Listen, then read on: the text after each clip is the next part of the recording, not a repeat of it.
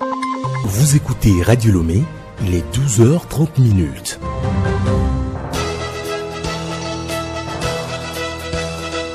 Le journal Bénédicte Kanda.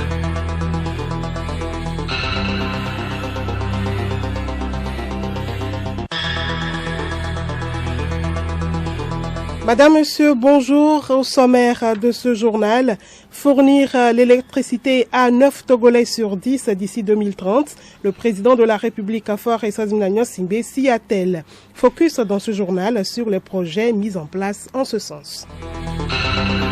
Aujourd'hui, 1er novembre, les chrétiens catholiques célèbrent la Toussaint, la fête de tous les saints. L'Église honore ainsi ceux et celles qui, de leur vivant, ont été des témoins lumineux du Christ. Dans la rubrique santé de cette édition, nous parlons des modes de traitement de la conjonctivite virale, communément appelée Apollo. Et puis en sport, la D2 nationale de football s'ouvre ce mercredi. Le match Ange FC à Gaza FC est reprogrammé à Tchévier au stade Dr Kaolo.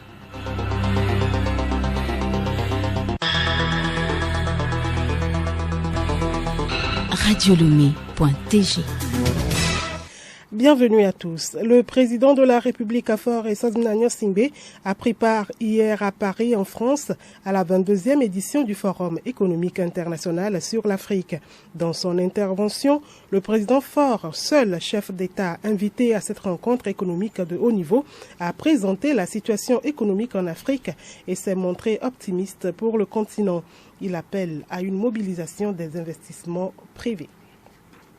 Près d'un Togolais sur 2 a accès à l'électricité. Cette proportion a connu une augmentation significative depuis 2005 grâce aux actions du chef de l'État Faure Essaouzmouna Gnassingbé, Hélène Assabi. Oui, Bénédicte, depuis 2014, le pays s'est fixé pour objectif d'atteindre 90% d'électrification jusqu'en 2030 et pour y parvenir, il mise sur le taux d'électrification rurale qui est passé de 7% en 2017 à 40% en 2022. Le chef de l'État a inauguré en avril 2023 le premier projet qui va permettre d'implanter 50 000 lampadaires solaires intelligents dans le pays. Ils bénéficieront d'ici 2 ans à plus de 4 000 localités réparties dans les régions. En avril 2023, plus de 15 000 lampadaires solaires ont été installés dans les préfectures de la Bina, Oti Sud, Tone, Pendjal, Ouest et Tandjouaré. L'autre défi est la lutte contre la prolifération des toiles d'araignée. Ce sont des installations anarchiques de lignes électriques qui ne sont pas déclarées par les populations. Le projet d'extension et de réhabilitation des réseaux de Lomé a été lancé en 2018. Une partie de ces objectifs consiste à lutter contre ces installations illégales devenues courantes et à améliorer la qualité de l'énergie dans plusieurs zones urbaines et périurbaines. Des réalisations ont été faites en 5 ans et plus de 100 postes de distribution sont déjà opérationnels. Le projet Pérel est dirigé par la compagnie Énergie électrique du Togo CET. Il s'agit, selon les officiels, de l'extension de 1800 km de réseau électrique basse tension pour raccorder plus de 200 000 nouveaux ménages dans 17 communes du Grand Lomé. Les différents travaux évoluent bien, comme cela a été constaté en septembre dernier à Djagblé par le ministère chargé de l'énergie et des mines. À l'horizon 2025, l'État espère atteindre un taux d'électrification de 115%. La stratégie nationale d'électrification englobe alors l'installation des réseaux électriques, la mise en œuvre des programmes sociaux comme CISO et le fonds Tinga pour aider les ménages vulnérables, les projets Kamadama, Purs, les centrales solaires, etc. Merci à vous, Hélène Assabi. Se reconnaître comme appartenant à un même pays force à cultiver la notion de la nation. Cette culture passe par l'entretien au quotidien de la paix. Comment les fils et filles d'une même nation peuvent entretenir la paix? Théophile Dandako nous éclaire. La culture de la paix suppose de cultiver l'esprit de justice. Les fils et filles d'un même pays doivent se reconnaître comme frères et sœurs et œuvrer pour la nation. Ce processus a besoin de la transparence et de l'équité. Le mot-clé à éviter concerne par exemple l'égoïsme. car cela pousse à ne chercher que son intérêt personnel. Il entraîne aussi le mépris des autres et cautionne les inégalités. Il va parfois de pair avec la loi du plus fort, ce qui engendre la violence. Maintenir la paix entre fils et filles d'une même nation oblige à partager son savoir, ses connaissances et ses acquis matériels et spirituels avec son prochain. L'autre aspect à privilégier dans la quête du maintien de la paix dans une nation, c'est d'être sensible aux souffrances des autres. Ne pas s'asseoir sur son coffre au trésor, laissant les autres crever de faim ou se suicider de désespoir. Il revient à développer le sens de l'intérêt général et la solidarité. Merci à vous Théophile Dandako. Aujourd'hui, 1er novembre, les chrétiens catholiques célèbrent tous les saints. C'est la fête de la Toussaint. Des messes d'action de grâce sont dites dans toutes les paroisses. À la paroisse Christ Roi de Kodjoviakopé à Lomé, les fidèles n'ont pas manqué ce rendez-vous. Reportage Pacom Johnson.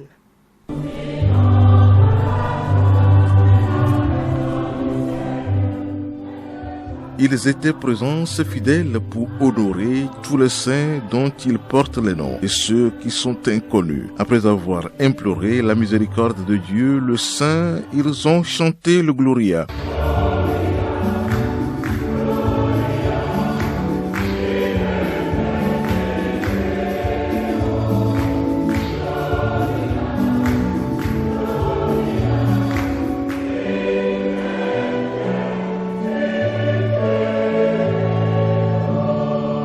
Sur la liturgie de la parole. L'évangile est tiré du livre de Saint Matthieu sur les béatitudes. Dans son homélie, le célébrant invite les chrétiens à une vie de sainteté. En vertu de ce baptême, nous sommes chacun et chacune non seulement des enfants de Dieu, mais des saints.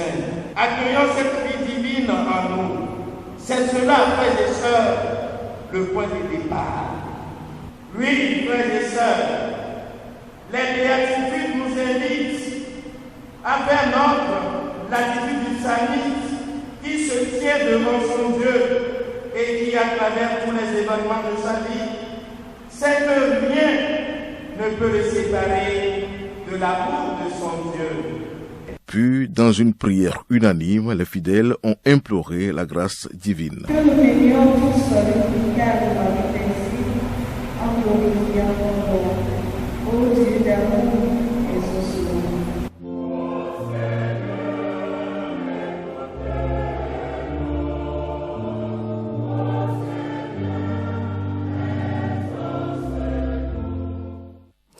La prière universelle a ouvert les portes de la deuxième partie de la messe. Le rite eucharistique a commencé par le fêtoir.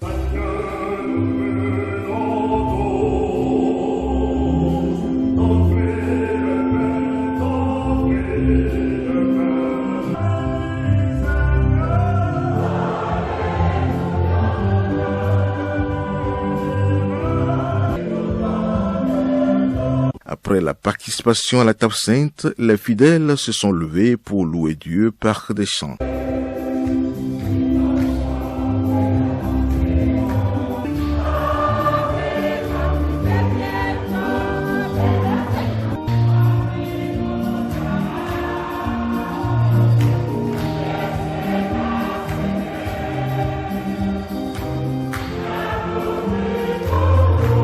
L'Eucharistie prit fin avec la bénédiction finale.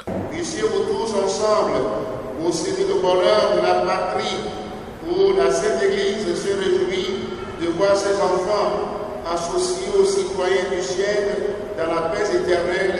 Amen. Et que la bénédiction de Dieu, qui est Père, Fils et Esprit Saint, descende sur vous et il demeure à jamais.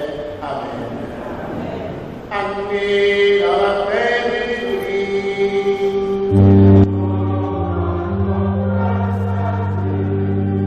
Bonne journée de cet été à vous tous.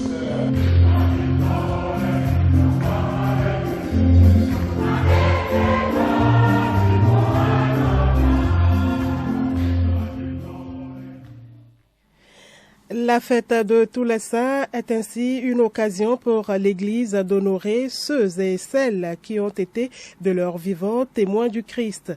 Alors, qui appelle-t-on saint? Réponse dans ce dossier de Geneviève Pognon.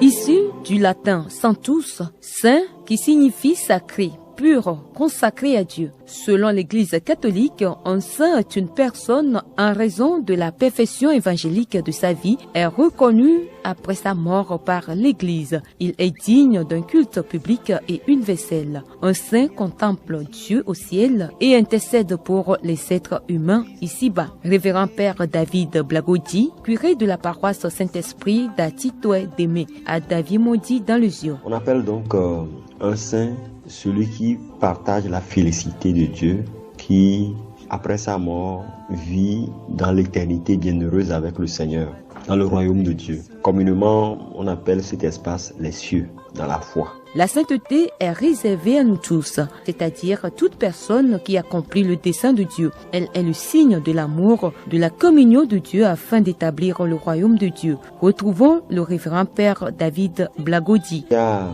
3 choses qu'il faut préciser autour de la sainteté. La première chose, c'est que le saint, ce n'est pas celui qui n'a jamais péché. Un saint, c'est d'abord une personne qui a été sauvée. Comme le dit saint Paul aux Romains, tous sont pécheurs, ils sont privés de la gloire de Dieu.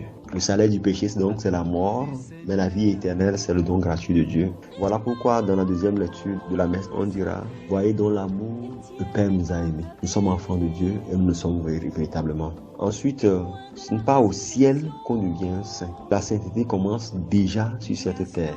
Voilà pourquoi Jésus lui-même a déclaré « Bienheureux ceux et celles qui suivent ces chemins qu'il a tracés déjà sur la montagne des béatitudes. » Donc ce n'est pas au ciel qu'on devient un saint. La dernière chose, c'est que la sainteté n'est pas seulement réservée à une certaine élite, les blancs, comme on aime le dire souvent ces derniers temps dans notre église. La sainteté est donnée à tous et Dieu veut que tous soient saints et puissent partager sa gloire. Par conséquent, il y a des milliers de personnes qui sont dans la félicité de Dieu, mais qu'on ne peut pas connaître, cachées à nous, mais connues de Dieu. Tout compte fait, le saint est un chrétien canonisé dont la vie est proposée en exemple par l'Église. Les catholiques et les orthodoxes reconnaissent les saints et les prient.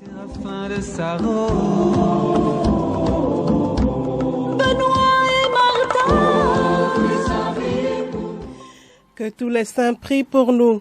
La suite de ce journal, stratégie numérique pour booster la consommation locale au Togo, c'est le thème de la visioconférence qui a réuni hier à Lomé les acteurs du ministère en charge de la consommation locale. L'objectif est le partage d'expériences avec les acteurs d'autres pays pour améliorer la consommation locale au Togo. Solem Lemon. La 4e édition du Consommer local est toujours en cours au Togo. Le thème de cette édition est « Quelle stratégie pour stimuler la consommation des biens et services locaux ?» Fidèle à cet objectif, le ministère du Commerce, de l'Artisanat et de la Consommation locale a échangé avec des experts par visioconférence. Il est question de trouver les stratégies numériques qui permettront de booster cette consommation locale au Togo. Darago Richard, directeur de la promotion du commerce électronique au ministère en charge de la consommation locale. À travers les plateformes numériques, on peut acheter et vendre en ligne. Nous pouvons faire la promotion des produits locaux. Nous pouvons trouver des clientèles sur le marché national, le marché sous-régional, le marché continental à l'échelle africaine et à l'échelle internationale.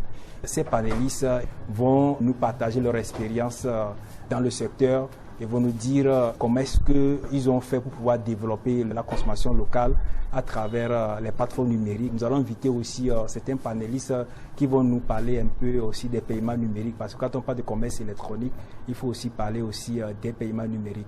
Les travaux ont été ouverts par Komna Nomadoli Yakbe, secrétaire général du ministère en charge de la consommation locale.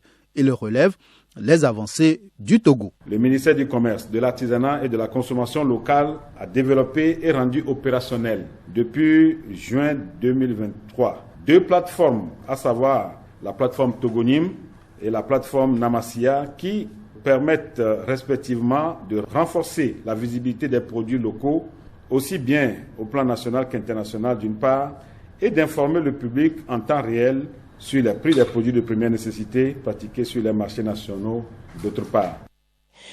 Dans les mois et années à venir, les infrastructures routières, aériennes et ferroviaires seront renforcées au Sénégal. Les fonds pour alimenter ces grands travaux émanent de la BOAD et de la BIDC. Ils s'élèvent à 100 milliards de francs CFA. La signature de convention a eu lieu hier à Lomé entre l'État sénégalais et les deux institutions. Doudou Ka, ministre sénégalais de l'économie, du plan et de la coopération. Avec ces deux prêts importants, nous allons passer à plus de 460 km d'autoroute pour permettre la connectivité et la connexion des principales villes, mais également des villes qui sont en connexion avec les autres pays de la sous-région. Saint-Louis va être la ville d'hydrocarbures au Sénégal avec d'importants projets d'investissement privés qui vont s'y ériger. Il était important de relier la capitale du Sénégal à la ville de Saint-Louis. Le deuxième projet également concerne la nouvelle ville de Diamniadio pour déconcentrer la ville de Dakar, qui est une ville économique, administrative. Congrès annuel des médecins de l'Afrique de l'Ouest à Lomé. Les travaux s'achèvent aujourd'hui. Au deuxième jour hier, les panels ont concerné les résultats des recherches. Juliette Kamdé pour la photo sonore.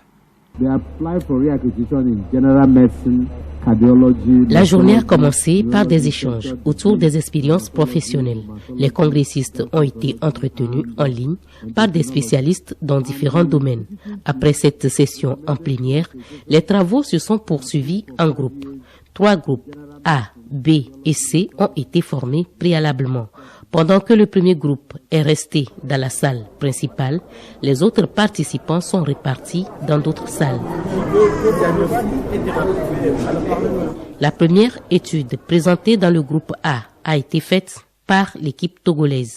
Elle a porté sur les complications de l'insuffisance rénale et l'insuffisance cardiaque au centre hospitalier préfectoral de Kpalimé, aspect épidémiologique, diagnostic et thérapeutique. Dr Zarami Santim. Nous avons fait 4 mois sur le terrain afin d'évaluer sur le plan cardiaque et spécifiquement au niveau de résultats cardiaques, quel type de résultats cardiaques parmi ces patients qu'on a hospitalisés et évaluer également au même moment comment le diagnostic se fait. Heureusement qu'à Panimé, on a maintenant une échographie cardiaque qui est disponible. On avait également l'électrocardiogramme qui est également disponible. Puis ça permet donc aux spécialistes de poser le diagnostic de l'insuffisance cardiaque. Sur le plan thérapeutique, on a certains traitements qui sont disponibles, mais il y a des traitements qui sont difficiles à trouver, même dans les pharmacies. Au-delà de Lomé, voilà les réalités dans nos différents pays. La disponibilité des traitements et le manque de moyens, a conclu un des membres du panel qui a modéré la séance. Juliette Kamdé, santé toujours, la conjonctivite virale refait surface actuellement. Appelée communément Apollo, cette affection contagieuse touche principalement les yeux. Alice Berthe Barondao nous parle des modes de traitement de cette maladie dans la rubrique Santé Plus. Rougeur et douleur de l'œil, larmoiement de l'œil, tuméfaction de la conjonctivite et de la paupière sont entre autres symptômes que ressentent de nombreuses personnes dans nos communautés ces derniers temps. Elles souffrent bien de la conjonctivite virale, appelée communément Apollo. Cette inflammation de la conjonctivite de l'œil a plusieurs causes. Dr Abbé Abévi, médecin, ophtalmologue, chirurgien à Lomé. Elle peut être allergique, liée à un allergène, liée à un produit chimique ou à un produit irritatif. La conjonctivite peut être bactérienne ou virale. La conjonctivite virale est liée à une infection virale. Donc, il y a un virus qui va toucher l'œil et déclencher une batterie de symptômes. La conjonctivite virale ou Apollo est facilement et rapidement contagieuse. Les voies de contamination de cette affection sont essentiellement par le portage. Donc, lorsqu'on touche une substance ou une personne infestée par le virus causal et on le porte à l'œil, on peut développer une conjonctivite virale.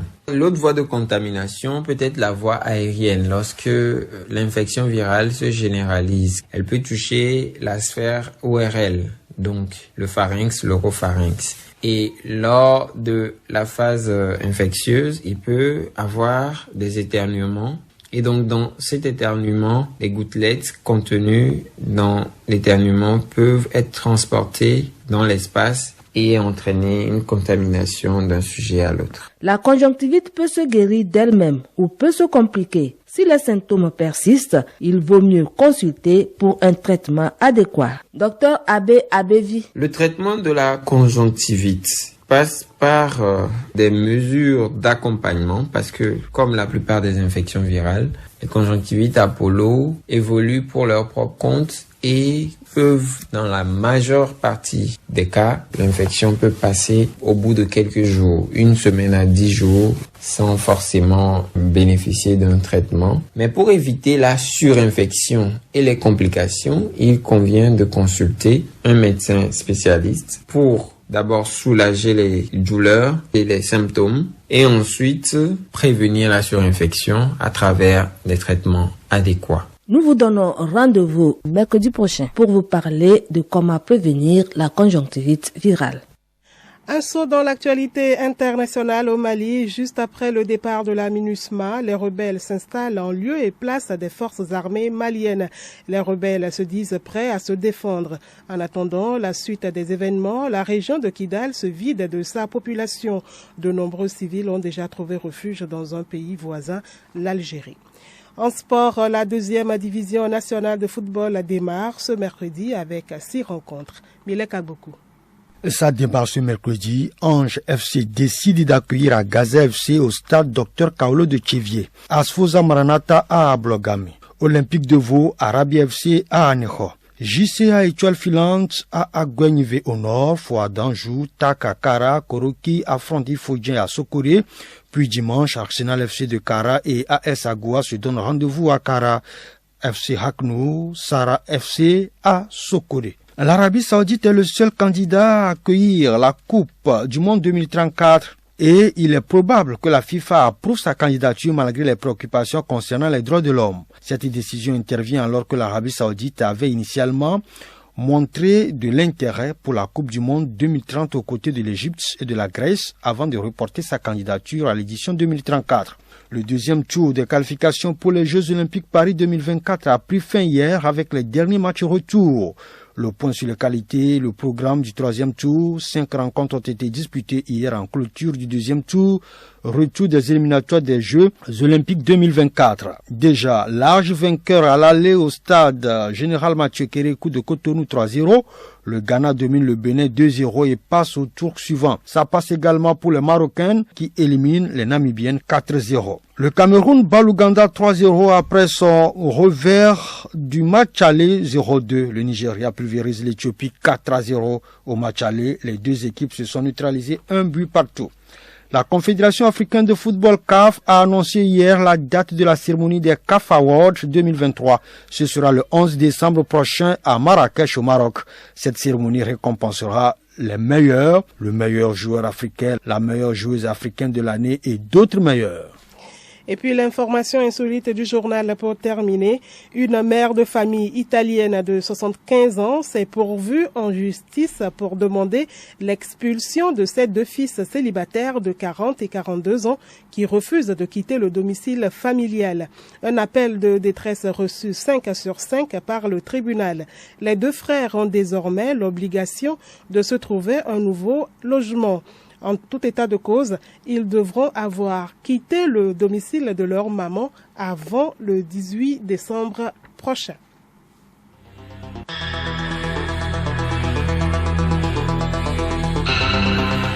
Madame, Monsieur, voilà qui met fin à cette édition. Merci de votre bienveillante attention. Le rappel des grandes articulations. Fournir l'électricité à 9 Togolais sur 10 d'ici 2030. Le président de la République, Faure Essozimna-Nyong'Singbe, s'y attelle. Vous avez suivi dans ce journal les projets mis en place en ce sens. Aujourd'hui, 1er novembre, les chrétiens catholiques célèbrent la Toussaint, la fête de tous les saints. L'Église honore ainsi ceux et celles qui, de leur vivant, ont été des témoins lumineux du Christ. Dans la rubrique santé de cette édition, nous avons parlé des modes de traitement de la conjonctivite virale, communément appelée Apollo. Bonne fête de Toussaint à tous.